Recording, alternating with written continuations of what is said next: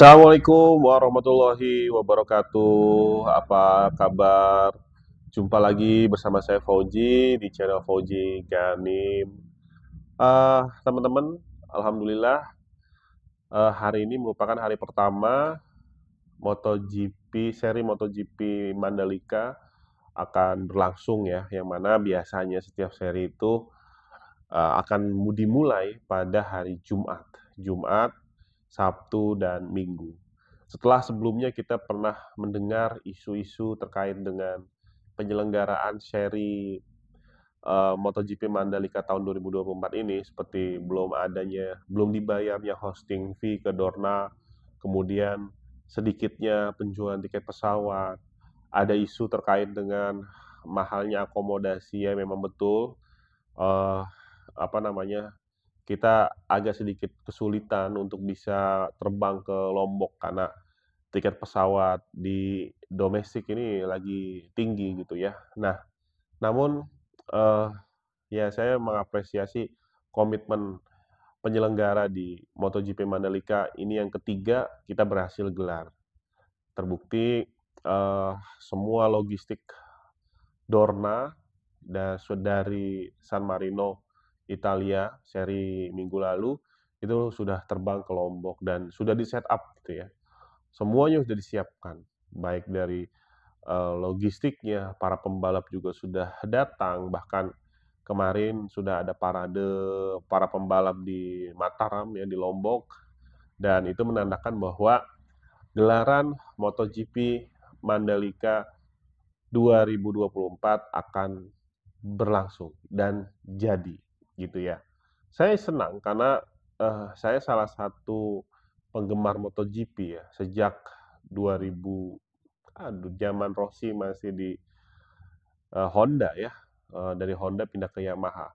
2002 saya SMP 2003, 2004, 2005 saya senang ikut Rossi. Bahkan eh, ujian bahasa Inggris saya di SMP itu saya mempresentasikan Valentino Rossi.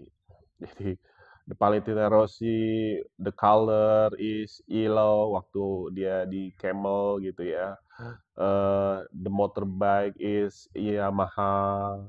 Valentino Rossi meraih, wah saya pokoknya presentasi ya, namanya anak SMP, sekolah negeri ya, bahasa Inggrisnya juga kacau balau gitu ya. Tapi alhamdulillah. Nah di situ di kamar-kamar saya juga dulu itu ada foto-foto Valentino Rossi gitu. Nah, saya mengikuti betul setiap seri. Hampir semua seri balap MotoGP dari tahun ke tahun saya ikut. Maka saya senang sekali ketika eh tapi memang belum sampai, ya itu tadi karena terkait dengan waktu kita belum bisa ke Mandalika gitu ya. Nah, eh, jadi selain juga senang bola, lalu politik, jadi di channel ini pun saya inginnya kita ya sedikit mengulas MotoGP lah ketika MotoGP masuk di Mandalika. Nah, teman-teman, memang menyelenggarakan event sekelas MotoGP itu tidak mudah gitu ya. Yang disiapkan itu sangat banyak dan sangat besar gitu ya. Kita harus berbangga dan mengapresiasi bahwa Indonesia berhasil menggelar event sebesar MotoGP, dan tidak semua negara itu mampu melakukan itu gitu. Dan apa, bahkan bisa dikatakan Malaysia itu iri dengan Indonesia. Irinya karena ya harusnya ya seharusnya Malaysia setiap tahun itu mendapatkan untung besar dari penyelenggaraan MotoGP di Sepang sebelum Indonesia punya Mandalika. Namun setelah Indonesia punya Mandalika, teman-teman harus tahu bahwa jumlah penonton yang ada di Sepang itu drastis turun. Karena dulu saya pun di travel itu jual paket nonton MotoGP Sepang. Hampir banyak tribun-tribun itu diisi oleh orang Indonesia. Jadi orang Indonesia itu kalau mau nonton MotoGP itu lari ke Sepang. Tapi setelah ada Mandalika, apalagi di tahun pertama itu luar biasa crowdednya. Orang Indonesia banyak sekali yang ingin ke Mandalika, ingin melihat sejarah baru MotoGP ada di Indonesia, di mana yang terakhir dilakukan itu sejak tahun 96, 97 di Sentul gitu ya. Itu udah puluhan tahun. Dan Malaysia akhirnya terjadi penurunan, teman-teman. Karena faktor penurunannya ini drastis. Ya, ribuan orang yang harusnya dari Indonesia pergi ke Malaysia, no, tidak hanya nonton MotoGP, karena ada efek-efek domino lain ketika orang Indonesia banyak yang nonton MotoGP di Sepang, Malaysia, itu penjualan tiket pesawat meningkat, penjualan akomodasi hotel meningkat, kulinernya, makan, transportasinya, belum lagi biasanya orang Indonesia kalau ke Malaysia itu pasti akan city tour ya, minimal city tour ke Kuala Lumpur ya.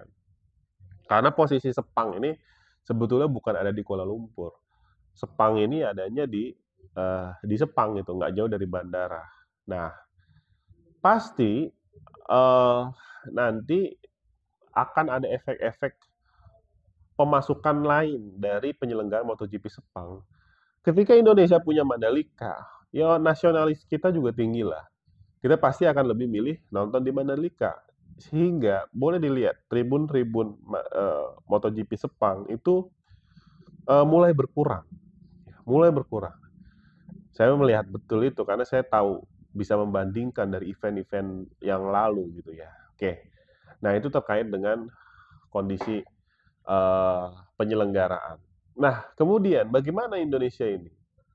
Memang apa namanya, kita perlu terus mendukung dan mensupport pemerintah untuk memberikan untuk bisa menyelenggarakan dan memperbaiki event-event MotoGP dari tahun ke tahun.